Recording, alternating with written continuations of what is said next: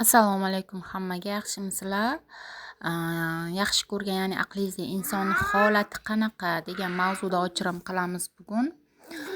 Juda ham ko'p savollar tushyapti, siz bilan qanday bog'lansak bo'ladi deb.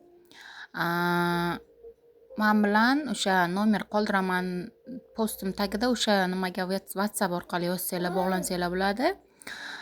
Birinchi variantdan boshlaymiz.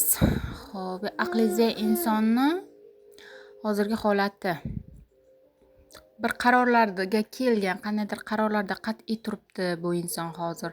Nimalarnidir o'ylayapti, reja qilyapti bu inson. Xo'p, yana qanaqa?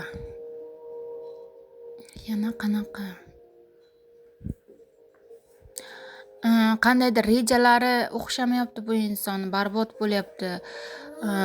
Pul bo'yicha qandaydir muammolari bormi yoki pul kelishi bormi, shunaqa vaziyatlarda turibdi bu inson. Hozir bilamiz nima muammosi borligini. Qandaydir bir bu inson bilasizmi, juda ham qat'iy inson, jo'stki inson bu inson. Bir qarorga kelsa qaytarish qiyin orqasiga. Rejalar qilyapti bu inson. Nimalarnidir o'ylayapti, rejalar qilyapti. Pul kerak bu insonga yoki pul kelishi bor bu insonga.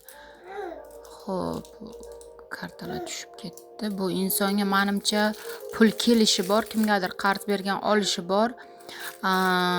Qarorlari bor, qanaydir orzular qilyapti, rejalar qilyapti kelajakka bu inson. Dalchi nima bo'ladi? Qarorlari qat'iy, pul kelishi bor. Menimcha bu insonga katta pul kelishi bor. Hozir kutyapti o'sha narsani. Kelmayotganligi uchun siqilib qolyapti. Vayronagarchiliklarga uchrayapti. Bu pulni yo ola olaman yo ola olmayman degan xayollarda turibdi bu inson. Siqilib, jiddiy tashvishga tushib qolyapti bu inson. Xo'p, yana nima bo'ladi? Dalchi pulni oladimikan? Oladi, pulni oladi. Kimdir yaxshi ko'rishi bor. Ana shu yaxshi ko'rgan insoniga nimadir olib bermoqchi yoki o'sha inson bilan oila qurmoqchi, o'sha insoniga kerak bu pul, o'sha uchun siqilishga tushib qolyapti bu pulni o'ylab. Birinchi variantdagi insonlarni aqldagi insonlari.